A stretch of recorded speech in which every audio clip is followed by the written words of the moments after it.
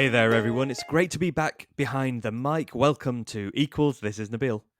Yes, great to have you back, Nabil. It's brilliant to do the podcast with you. What a pleasure to be on. You and Naf have been on a real roll. How impressive. Naf is amazing. She's such a great co-host. I'm and sure she feels the same about yourself as well, Max. She's so supportive of me. I really, really, really love her for that. But it is great to do this one with you. Yeah, absolutely. And we have got a very exciting episode today. I was itching to get back behind the mic, not only for the topic that we have to talk about, and we'll get to that in a second, but our guest.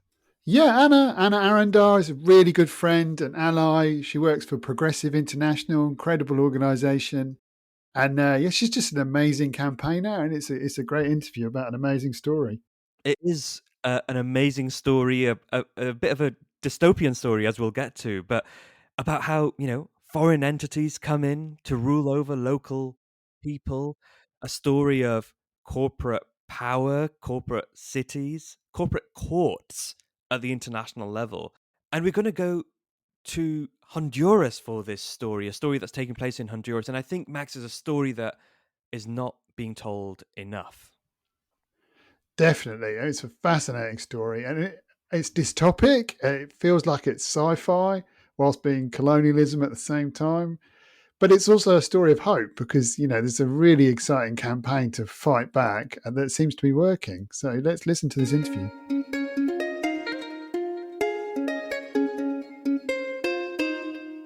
Ana Arendar, welcome back onto Equals. It's wonderful to have you back on because you have been on before, right?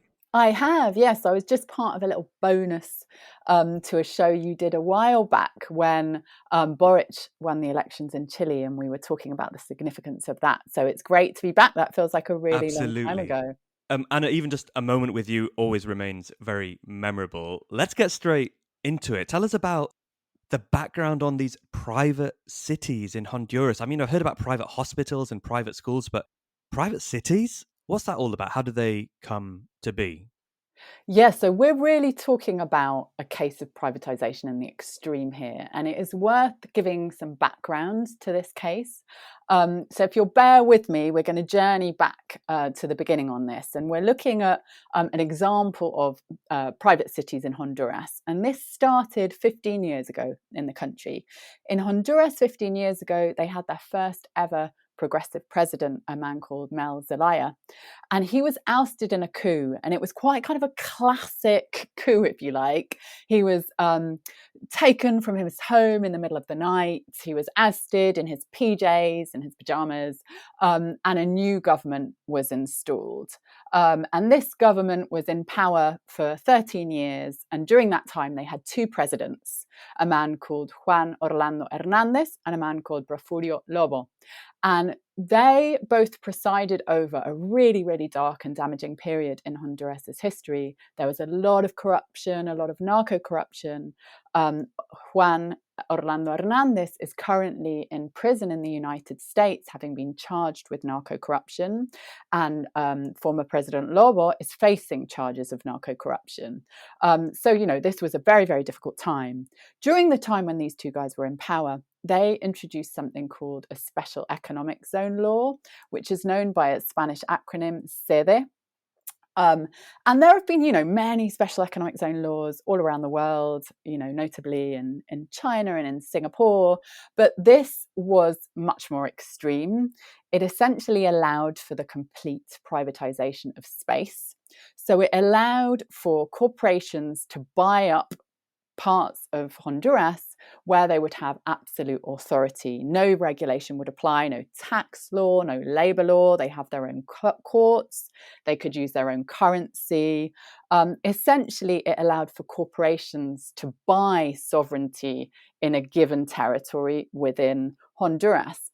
And so when these two former presidents tried to introduce this law, at first, when they presented a proposed law, the Honduran Supreme Court rejected it because they for fears, that it was damaging to Honduran sovereignty. And then what happened was these presidents replaced the Supreme Court judges and they stacked it with their allies, and the new Supreme Court approved the CEDES law. And these CEDES, these special economic zones, started to spring up in the country. And there are 3 in operation today, and a number of these 3 have received significant international investment, notably from Silicon Valley investors. They've even begun to be referred to as crypto conquistadors in the press. Just paint the picture for us just for a moment there, Anna, a Caribbean island that you mentioned. Absolutely. So, as I mentioned, there are 3 CEDES that are in operation at the moment in Honduras. And one of these is on the Caribbean island of Roatan. I was in Roatan just a couple of months ago. Roatan is just an absolutely idyllic Caribbean paradise. It's famous for attracting diving tourism from around the world. And a corporation has bought up a huge amount of land on this island, and they are building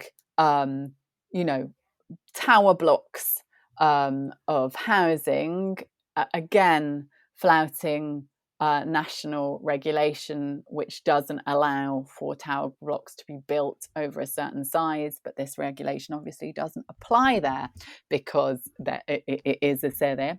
And just another thing to note, as I mentioned before, regulation on currency doesn't apply there. So this sede on the island of Roatan operates using Bitcoin. Anna, this all sounds like really quite dystopian, especially for listeners who are hearing about this for the first time. Nabil, I haven't even got started on the dystopian side of this yet. So let me touch on that, Nabil.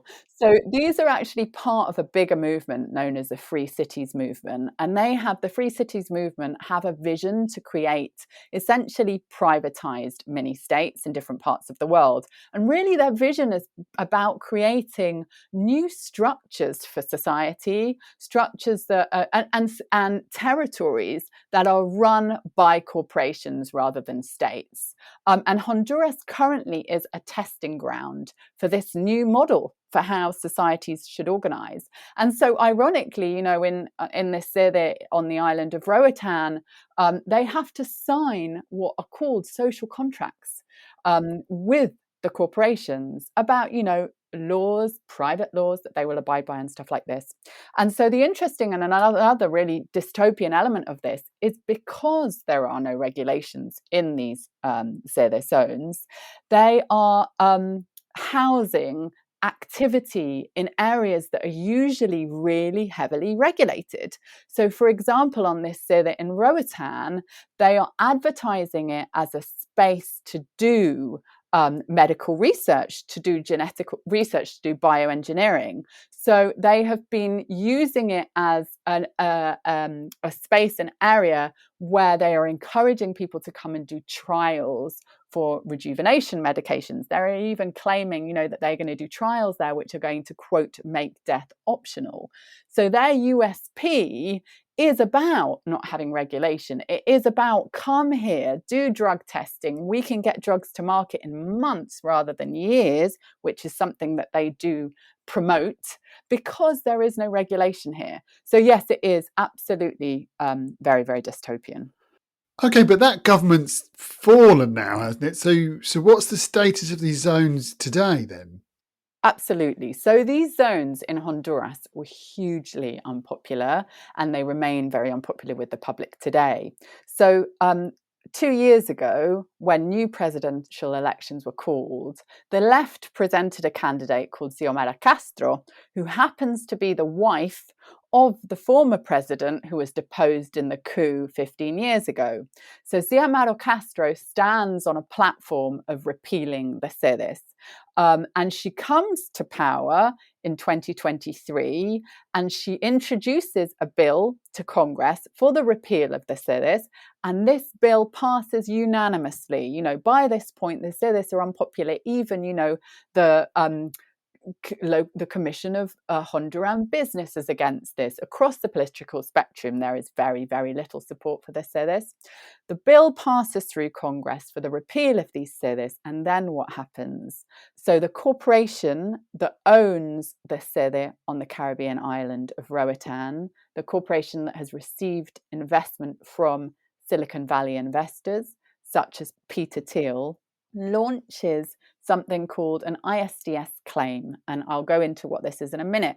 ISDS stands for Investor State Dispute Settlement. So it makes a claim in an arbitration court called ICSID, which is the International Centre for the Settlement of Investment Disputes. It's a branch of the World Bank.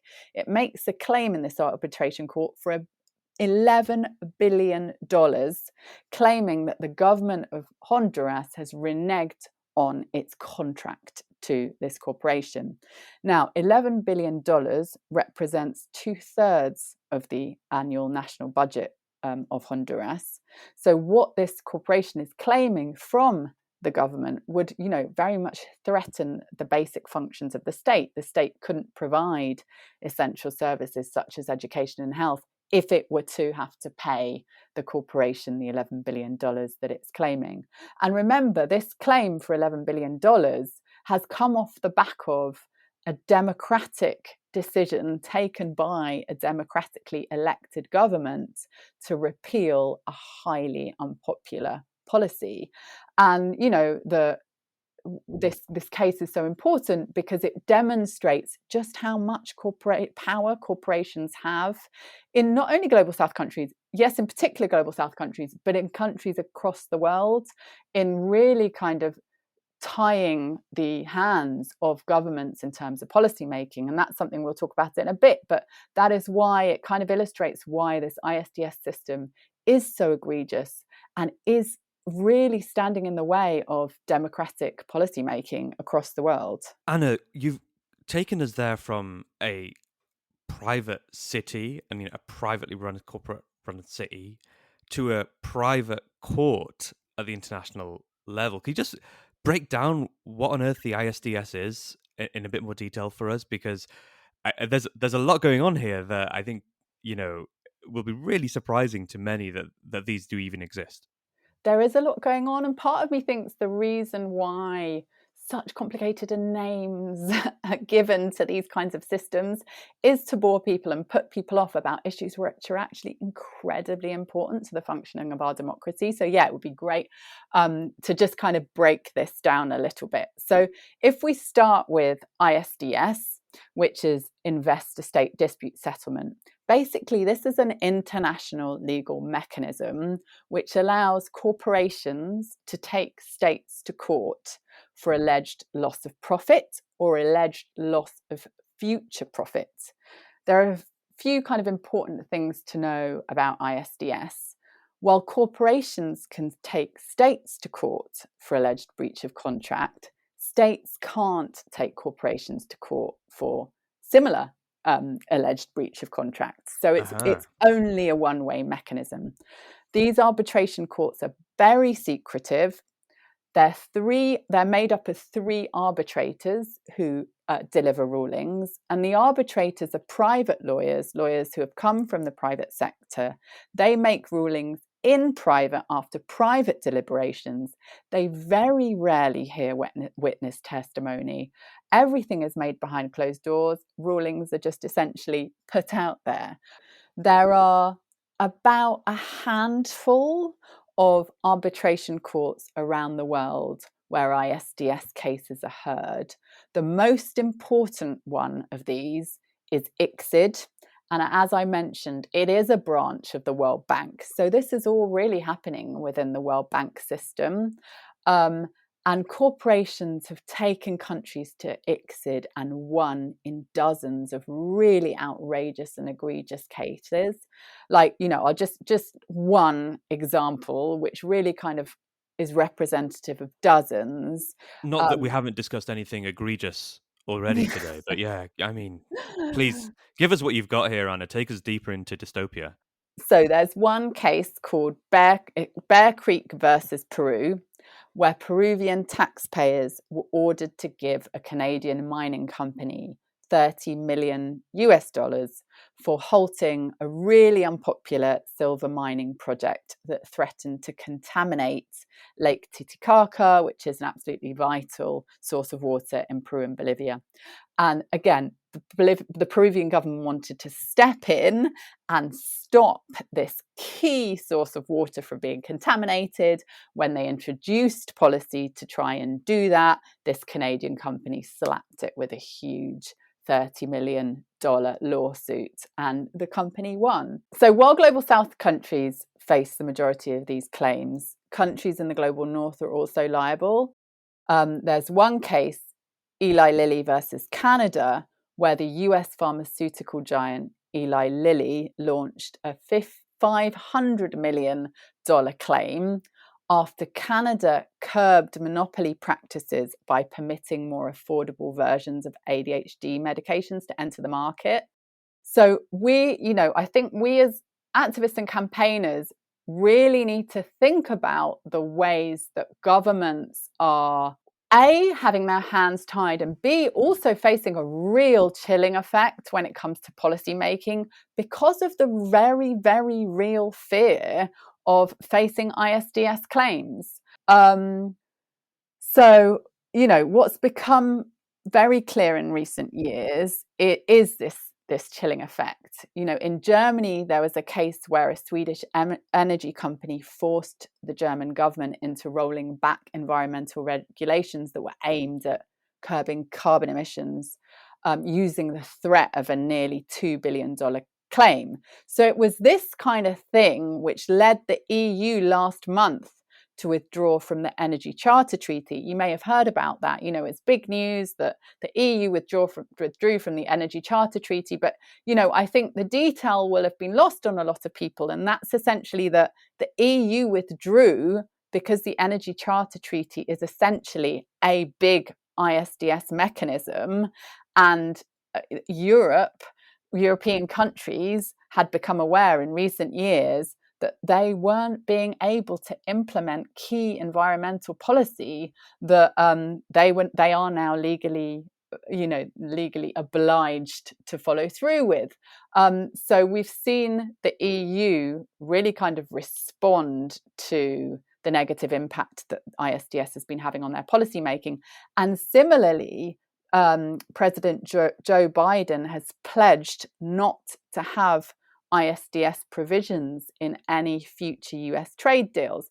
We haven't actually got to the point where the US has negotiated any new trade deals and we've seen whether or not they have excluded ISDS provisions, but he has gone on the record making that commitment. So we're seeing this backlash against ISDS in the global north, essentially recognizing that it gives corporations excessive power and ties the hands of governments. And the real fear is, and policymakers in the global south are beginning to kind of become more aware of this, is that we're at the risk of coming into a situation where ISDS now applies almost exclusively to countries in the global south, and the global north have opted out of it. Yeah, because I think what we've heard so far is all about the dystopia and these corporate courts, but it's also a positive story, isn't it? Because these things are starting to unravel in the global north, and we are starting to see some wins here, and maybe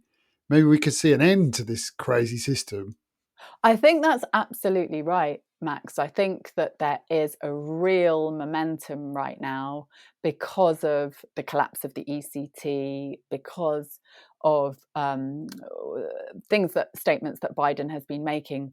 But also we're seeing real kind of movement on this in global south countries. So encouragingly, in March, Honduras withdrew from the ICSID convention, which was a really brave and bold move on their part.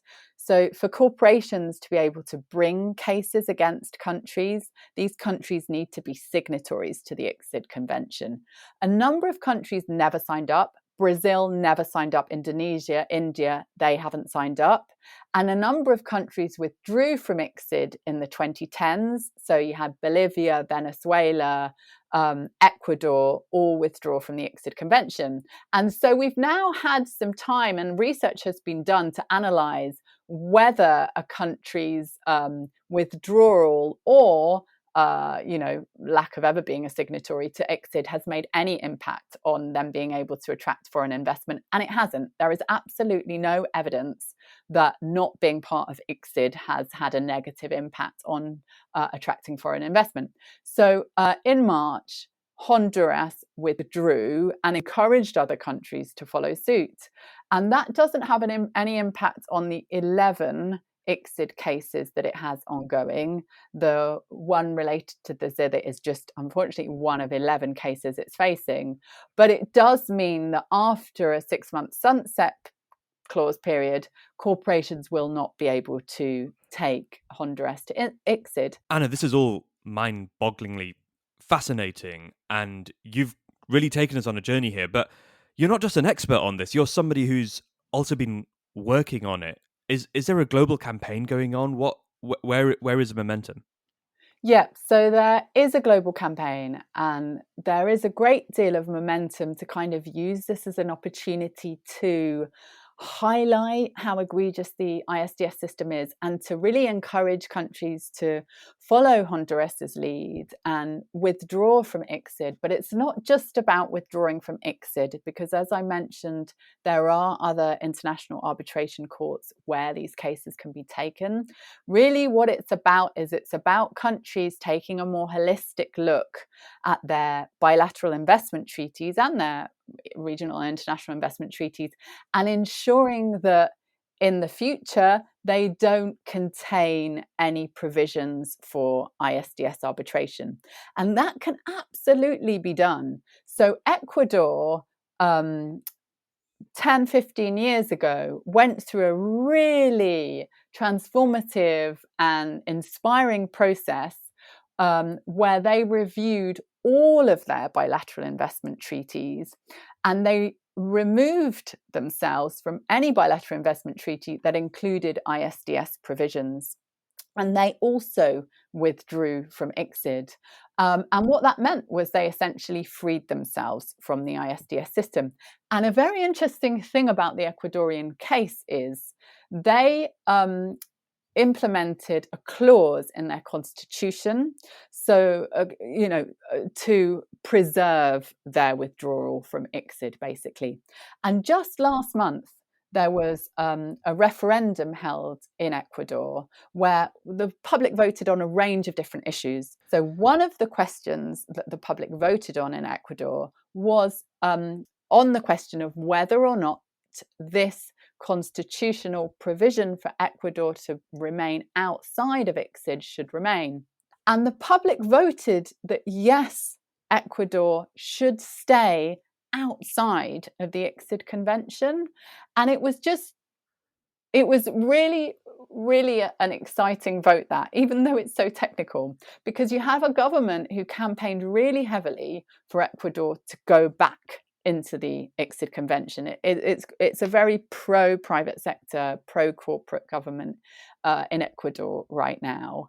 And the public engaged in a really technical debate on a really technical issue, which is ICSID, and overwhelmingly voted that Ecuador should stay outside of it. So you do have greater public awareness in parts of the world about this system, and quite a strong public desire in parts of the world to stay outside of these corporate courts, which are having so much negative impact on democratic decision making and democratic policy implementation that is pro-poor and tackling climate change. Anna, it just sounds like people want to be free. It's got such a colonial overtone, hasn't it? It has. I mean, it really does just seem like such a blatant example of neocolonialism. You literally have corporations coming and buying land and doing essentially whatever they want on this land. But then, the other neocolonial aspect is it fits within what is essentially an international neocolonialist mechanism, which allows for corporate power at an international level. And for me, that's why this is such an important case, and a case that really, really highlights a much larger international problem that we need to engage with and we need to bring down. Oh, I agree. I think you've certainly convinced us, Anna. Thanks a million for coming back on Equals and telling us about this terrible situation in Honduras, and also the hope that we can beat these corporate courts. Yeah, and we have countries who are prepared to, fight that fight like the Hondurans are doing, but they need international attention on the case, and they need others to follow suit. And we need people like you, Anna. Thank you so much for joining us. Thank you. Thank you both. It was a pleasure, as always.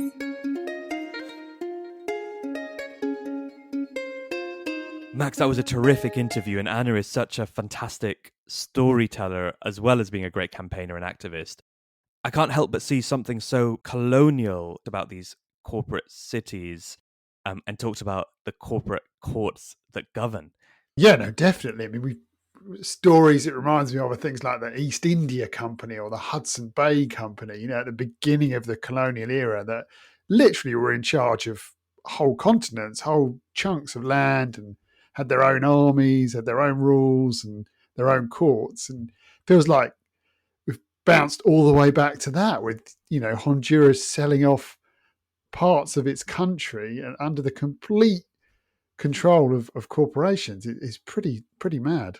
It is, and there's something to be said here, Max, about the people who are behind this as well. And we heard something about the corporations there. We've heard something about the kind of super rich owners, but these aren't like old school, robber barons. These are the new tech libertarians, and I think there's something revealing about the kind of world that they want to see that doesn't involve government, does not involve at least regulation through democracy, but is a very visceral kind of corporate libertarian view of the world.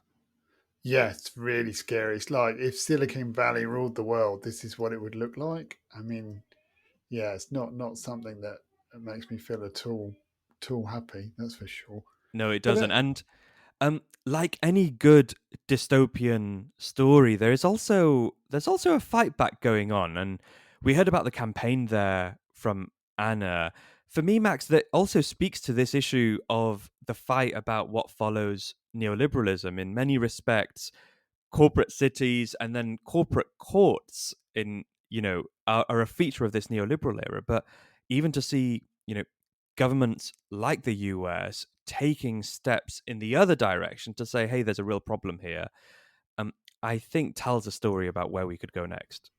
I do too. I think these corporate courts are an example of kind of peak neoliberalism, and the fact that they're kind of unraveling is a concrete example of how we passed that peak, and how it starts with rich countries themselves realizing that they've kind of forged these manacles of trade agreements that are even seeing themselves sued by corporates and thinking, well, we don't want to do this. And so they're kind of unpicking these deals. And we, at the same time seeing countries in the global south fighting back on the same issue. It feels to me like we could bend these corporate courts for good. That's what it feels to me, which is exciting, isn't it? It is, Max, and I would. It's strange to do it this way around, but I would even temper your optimism to say at least the fight is actually truly on, because there is this question of who's going to win out, right? And I think it's absolutely not guaranteed that we're going to head in the right direction unless we fight for it. Definitely. Great. A great interview, great conversation. Thanks, folks, everyone, for joining us. Yes, thanks everyone. Thanks, Nabil. Looking forward to the next episode. Keep recommending us to your friends and doing all the usual things you do with podcasts, and we'll speak to you next time.